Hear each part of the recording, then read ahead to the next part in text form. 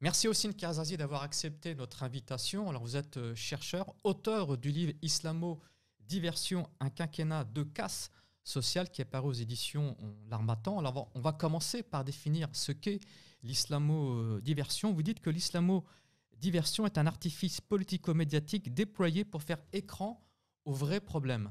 L'islamo-diversion, c'est d'abord un idéal type qui aide à penser un phénomène devenu familier aujourd'hui, à savoir l'instrumentalisation anxiogène de l'islam à des fins électoralistes, d'audience et de déviation de l'opinion publique.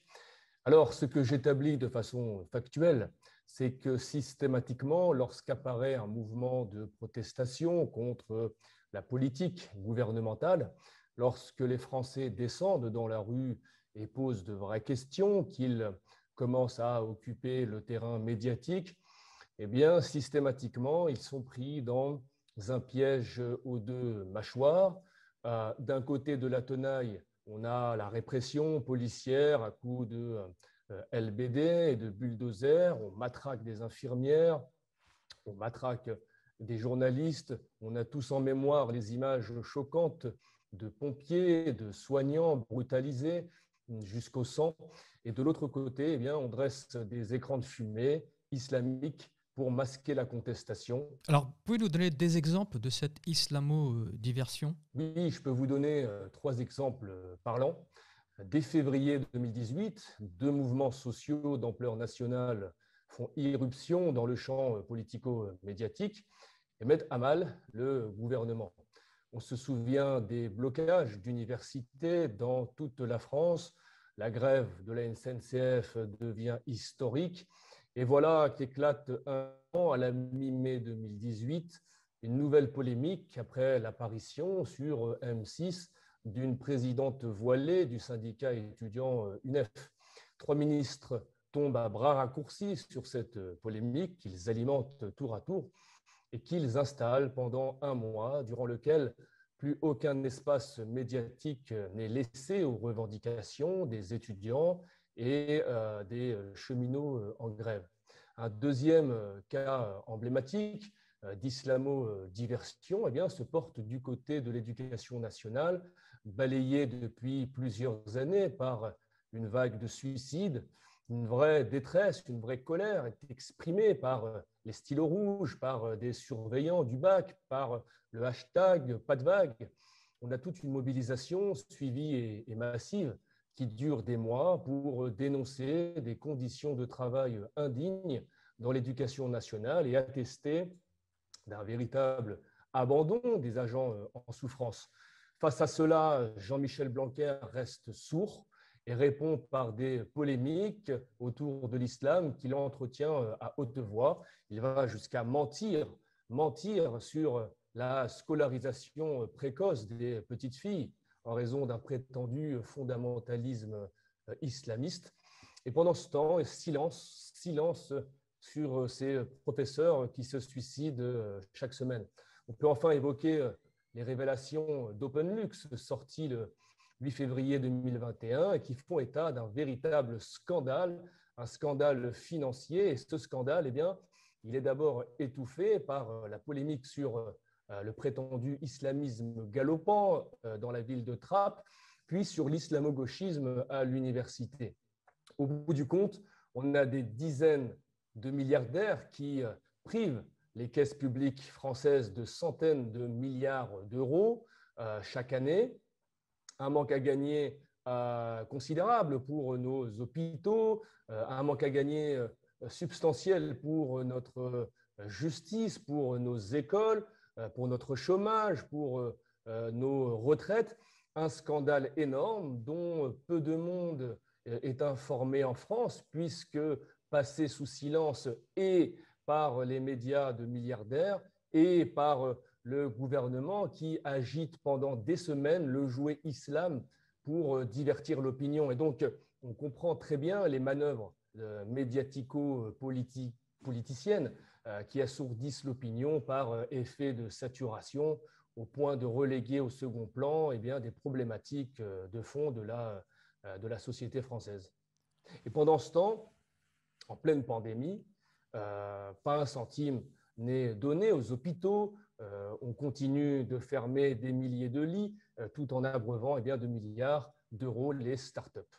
C'est la construction politico-médiatique de l'ennemi musulman qui, depuis une bonne quinzaine d'années maintenant, installe une rhétorique du soupçon vis-à-vis d'une partie de la communauté nationale. Des concitoyens qu'on présente parfois, sans le dire, comme des suspects. Et vous savez, en mettant ces Français en accusation, on rend impossible toute possibilité de réflexion, toute possibilité d'autocritique, de dialogue, et on est en terrain miné. Mais pire, on offre toutes ces armes, toutes les armes idéologiques, tous les arguments, tout le grain à moudre de la victimisation aux djihadistes, toute la matière du ressentiment aux extrémistes xénophobes et identitaires. Et tout bien considéré, on réunit toutes les conditions nécessaires à l'avènement de la guerre civile. Alors, qui sont ces apprentis sorciers qui entretiennent la peur du musulman, présentés comme foncièrement islamistes et hostiles à la République? En fait, ils sont assez simples à reconnaître et sont de plusieurs ordres. Les premiers occupent nos écrans de télé tous les jours. Ce sont des agents médiatiques parfaitement identifiés que j'accuse nommément dans mon livre de jouer avec le feu. Éric Zemmour en fait partie, évidemment, mais je pense qu'il y a pire.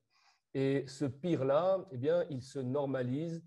Il a pignon sur plateau télé où il déverse le poison de la division en continu. Dans le Figaro, sur LCI, Europe 1, CNews, RMC ou BFM TV, sur toutes ces chaînes-là, et tant d'autres qui, soit dit en passant, sont les propriétés des mêmes milliardaires amis et soutiens d'Emmanuel Macron depuis de longues années, sur ces chaînes-là, des journalistes, entre autres personnalités, assimilent expressément les musulmans, la communauté musulmane dans son ensemble, aux terroristes. Il faut bien comprendre la gravité des déclarations qui sont prononcées. Le lendemain des attentats de Charlie Hebdo, sur RMC, on se met en colère, non pas contre les terroristes, mais contre les musulmans. Le lendemain des attaques du Bataclan sur CNews et sur LCI, on fait passer le voile porté par des concitoyennes, des Françaises concitoyennes pour un étendard de Daesh. On l'assimile à un uniforme islamiste, à une tenue nazie, à des croix gammées, aux attentats du 11 septembre, au package, je cite, idéologique qui mène au terrorisme. Elisabeth Lévy va jusqu'à regretter sans honte que ses concitoyennes musulmanes, pas les djihadistes, ses concitoyennes musulmanes n'enlèvent pas leur voile par solidarité pour Samuel Paty. Et toute cette petite musique soupçonneuse est entretenue par un soutien public du gouvernement avec, par exemple, la remise à l'Élysée du premier prix Simone Veil à Zeynab El Razoui. C'est dire à quel point on est dans l'ordre ici de la rationalité et de l'apaisement. Alors, dans votre livre, vous parlez d'un tournant sécuritaire sur le quinquennat de Macron avec une répression, dites-vous, anti-musulmane. Oui, et ce tournant sécuritaire ébranle à la racine l'état de droit lui-même. Il faut bien comprendre à quoi sert en principe l'état de droit. L'état de droit est censé nous prémunir de l'arbitraire de l'État. Or, ce que l'on constate sous Emmanuel Macron, avec effarement, ce sont des atteintes répétées aux libertés individuelles fondamentales et doublées du déploiement d'un arsenal législatif liberticide et de mutilations infligées à des centaines de manifestants. Pour rappel, le quinquennat, c'est au bas mot 6 mains arrachées, 30 yeux crevés, 300 crânes ouverts. Le bilan est catastrophique, fichage systématisé des opinions, limitation de la liberté d'expression des médecins et de la liberté de la presse, harcèlement administratif de délégués syndicaux de la police, instauration d'une justice arbitraire des GAFAM sur Internet, possibilité pour un policier et chose inédite, sans l'aval d'un juge, c'est sans précédent de procéder à des écoutes, à la géolocalisation de n'importe quel périphérique, de n'importe quel téléphone ou d'ordinateur. Résultat, notre indice de démocratie est en net recul en France, selon The Economist. Le pays est relégué dans la catégorie des démocraties défaillantes et il compte une quinzaine de ministres et de présidents de la République condamnés, dont l'un défendu sans honte par l'actuel président Emmanuel Macron.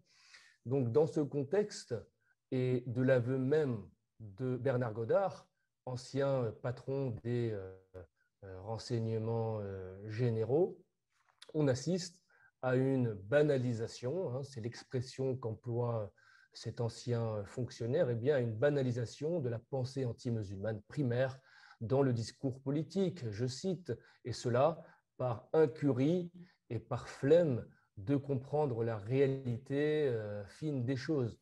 Et donc, faute de compétences, on cède au cirque médiatique, on tweet, on s'agite, on fait de l'esbrouf, on surfe sur la peur et l'état de choc de l'opinion. On engage une véritable chasse aux sorcières tout en se soustrayant de la charge de la preuve. On perquisitionne des familles, on dissout des associations, on place en garde à vue des écoliers de 10 ans, rendez-vous compte, pour apologie de terrorisme. Et donc, à travers ces attaques spécifiques, c'est l'ensemble des droits démocratiques qui sont assaillis. Et cela nous amène à quoi? Au pays des droits de l'homme. Cela nous amène à être accusés d'enfreindre le droit international vis-à-vis des musulmans, dans une plainte en cours d'instruction auprès du Conseil des droits de l'homme de l'ONU. Alors, dernière question, pour endiguer l'islamo-diversion, vous proposez de déboulonner les médias, dites-vous, mais également de restaurer l'égalité. Que la situation est grave et l'état d'apathie politique des Français n'arrange rien. L'état de gravité est tel aujourd'hui qu'on a battu tous les records d'abstention aux élections. Et ça profite à qui? À qui profite cette résignation? Et là, j'interpelle tous les Français parce qu'au-delà de nos sensibilités politiques, on ne peut pas ne pas faire de politique. Car ne pas faire de politique, c'est laisser les autres la faire à sa place et finalement acquiescer. C'est laisser la même classe dominante prospérer, c'est la consécration de ce qu'appelait de ses voeux Samuel Huntington en 1975, qui disait en substance que les gens prennent la démocratie trop au sérieux. Et donc, il faut installer, dès 1975, il appelait Samuel Huntington à installer de l'apathie politique. Et donc, ajouter à cette léthargie ambiante, on a un éclatement social latent sur lequel jouent ceux qui nous gouvernent. Ils jouent avec nous, de sorte que nous ne soyons pas unis de façon frontale. Il faut ressouder la société, en finir avec les débats et les clivages que nous sert Cyril Hanouna ou Jean-Marc Morandini à longueur de show télé.